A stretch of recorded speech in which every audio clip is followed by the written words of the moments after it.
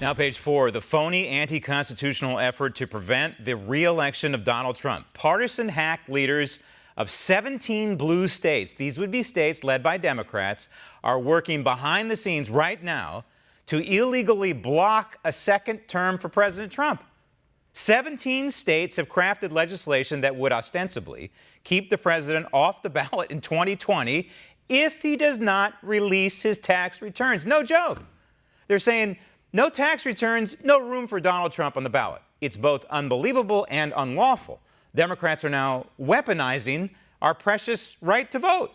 4 states, including California, of course, Hawaii, Illinois, and Washington State, have already passed such lawless legislation. So where are the good people of those states? Have they no shame?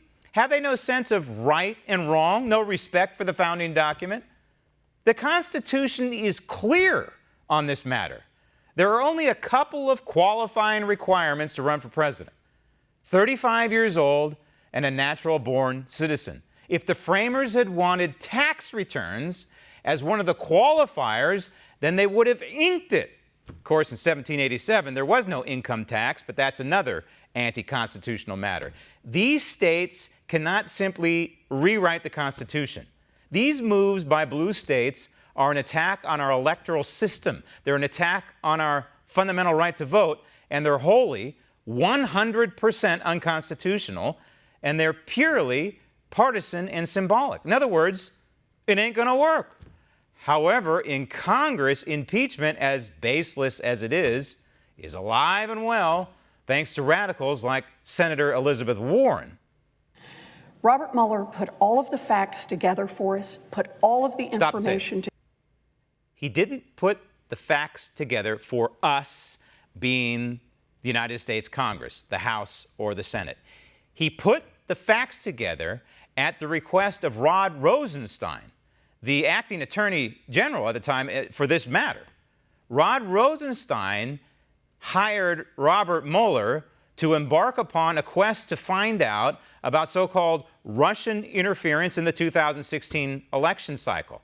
He put together this report, Robert Mueller did, under the executive branch, under the Department of Justice, which is under the president, for the executive branch. This is a notion of separation of powers right here. In other words, Robert Mueller worked for the Article 2 branch, and he still technically does, works for the Article 2 branch, not for the Article 1 branch, not for Elizabeth Warren and Chuck Schumer and company. You got it wrong, Senator. Roll tape.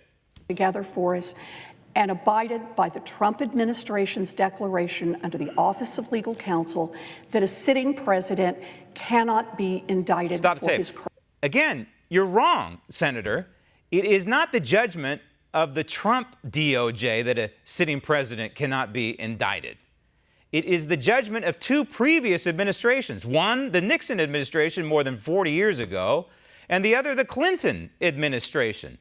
Both Departments of Justice said no, a sitting president cannot be indicted for a whole host of reasons. Number one, he wouldn't be able to execute his job, his fundamental job as President of the United States if he's under indictment. So we have 2 administrations, not the Trump administration, the Nixon Republican and the Clinton Democrat, that decided the same thing. So we were operating under those opinions and decisions. Senator, roll tape. Crimes. He handed it over to the Congress of the United States of America. Again, you're wrong, Senator. He did not hand it over to the Congress of the United States. Robert Mueller works for the President of the United States, effectively. And so Robert Mueller handed it over to the Attorney General, whose job it was then to look at it and decide what he's going to do next. And this Attorney General, by the way, did not have to release one iota of the Robert Mueller report. He did so as a benefit to us. And of course, he did so as a benefit to radicals like this senator from Massachusetts, who are now trying to weaponize the Mueller report in order to degrade and destroy a sitting president. Robert Mueller released the report to the Attorney General. The Attorney General reports to the President of the United States. The Attorney General does not report to Elizabeth Warren. This falls under the Article 2 branch. Want to see more videos like this? Click on the link below and subscribe to One American News on YouTube, and call your cable provider and kindly demand that One American News is added to your lineup. Call and subscribe today.